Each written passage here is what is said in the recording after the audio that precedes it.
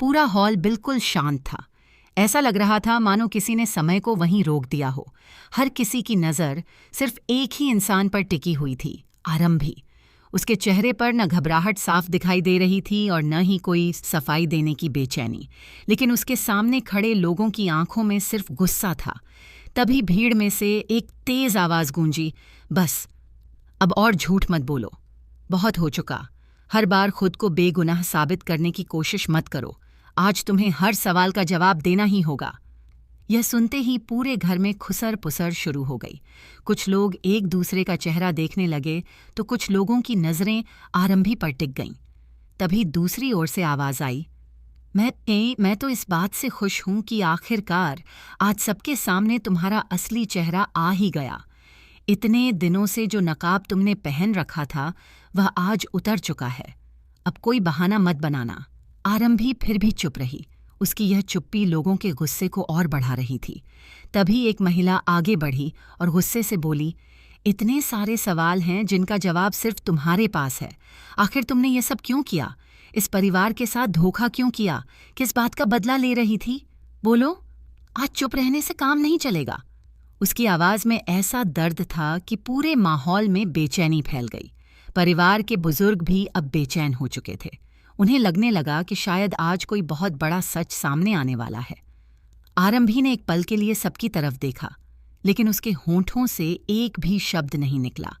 यह देखकर सामने खड़े लोगों का शक और गहरा हो गया। तभी किसी ने ताना मारते हुए कहा, देखा, यही इसकी सच्चाई है। अगर यह निर्दोष होती तो अब तक अपने बचाव में 100 बातें कह चुकी होती, लेकिन इसके पास कोई जवाब ही नहीं है, क्योंकि सच यही है कि इसने ही पुलिस को वह वीडियो भेजा था। यह सुनते ही पूरा परिवार हैरानी से एक दूसरे की तरफ देखने लगा। पुलिस, वीडियो और अचानक विहान का नाम, इन तीनों बातों ने पूरे मामले को और रहस्यमय बना दिया। भीड़ में खड़ा एक युवक गुस्से से बोला, अब तो सच कबूल कर लो, पुलिस तक वीडियो पहुंचाने वाली तुम ही थीं। और सबसे बड़ी बात, इन्हीं बतिए, तुमने इस पूरे खेल में विहान का नाम इस्तेमाल किया। क्यों किया ऐसा? आखिर विहान ने तुम्हारा क्या बिगाड़ा था? उसके शब्द सीधे आरंभी के दिल पर चोट कर रहे थे, लेकिन फिर भी वह चुप रही। उसकी आंखों में हल्की नमी जरूर दिखाई दे रही थी। सब ऐसे थी जैसे वह कुछ कहना चाहती हो, लेकिन कोई ऐसी मजबूरी थी जो उसे बोलने नहीं दे रही थी। तभी अचानक एक और आवाज़ गूंजी, झूठ बोलना बंद करो। अब यह मासूम बनने का नाटक किसी और के सामने करना। हमें सब पता चल चुका है। तुमने पहले पुलिस को वीडियो भेजा और फिर चालाकी से पूरा इल्ज़ाम विहान पर डालने की कोशिश की। यह आरोप सुनते ही कमरे का माहौल और भी गर्मा गया। हर कोई अब आरंभी को ही दोषी मान चुका था। किसी को उसकी चुप्पी में दर्द नहीं दिख रहा था या कसकी, सबको सिर्फ उसका अपराध दिखाई दे रहा था। लेकिन तभी पहली बार आरंभी ने धीरे से सिर उठाया। उसकी आंखों में आंसू थे, मगर उनमें डर नहीं था। उसने धीमी आवाज में सिर्फ एक ही बात कही, विहान का नाम मैंने नहीं लिया था। सबसे पहले उसका नाम किसी और ने लिया था। यह सुनते ही पूरे हॉल में सन्नाटा छा गया। कुछ पल पहले तक जो लोग उसे अपराधी मान रहे थे, उन्हें अब उनके चेहरे पर उलझन साफ दिखाई देने लगी। आखिर अगर आरंभी ने विहान का नाम नहीं लिया तो सबसे पहले उसका नाम किसने लिया? क्या कोई तीसरा व्यक्ति इस पूरे खेल को पर्दे के पीछे से चला रहा था? इतने में सामने खड़ा एक आदमी गुस्से में चिल्लाया, बस, अब नया ड्रामा शुरू मत करो।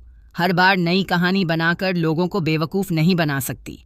लेकिन इस बार उसकी आवाज़ में पहले जैसा आत्मविश्वास नहीं था, क्योंकि आरंभी की एक छोटी सी बात ने पूरे मामले की दिशा बदल दी थी। अब लोगों के मन में शक की एक नई चिंगारी जल चुकी थी। उधर परिवार के कुछ सदस्य आपस में धीमी आवाज़ में बातें करने लगे।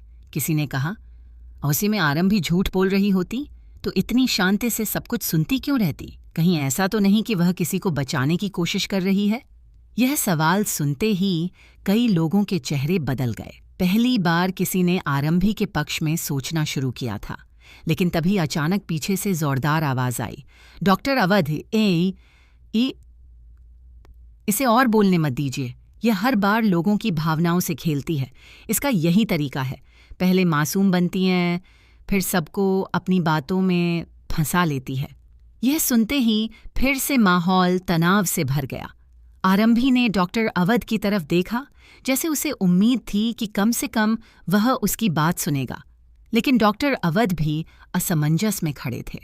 उन्हें समझ नहीं आ रहा था कि किस पर भरोसा करें, उन आरोपों पर जो सबके सामने लगाए जा रहे थे, या साकांदी थे, या उस लड़की की खामोश आंखों पर जो बार बार कुछ छिपाने का संकेत दे रही थीं। उसी समय अचानक बाहर से किसी के तेज कदमों की आवाज सुनाई दी।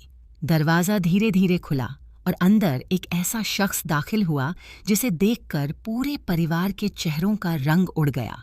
उसकी आंखों में ऐसा आत्मविश्वास था मानो उसके पास इस पूरे रहस्य की सबसे बड़ी चाबी हो। उसने अंदर आते ही सिर्फ एक वाक्य कहा, अगर आज सच जानना ही है तो पहले यह जानिए कि पुलिस तक वीडियो पहुंचा कैसे था, क्योंकि जिस इंसान पर आप सब उंगली उठा रहे हैं, हो सकता है वह खुद इस साजिश का सबसे बड़ा शिकार हो। यही एक वाक्य पूरे माहौल को पल भर में बदल देता है, और अब कहानी ऐसे मोड़ पर पहुंच चुकी है जहां हर रिश्ता, हर भरोसा और हर सच कटघरे में खड़ा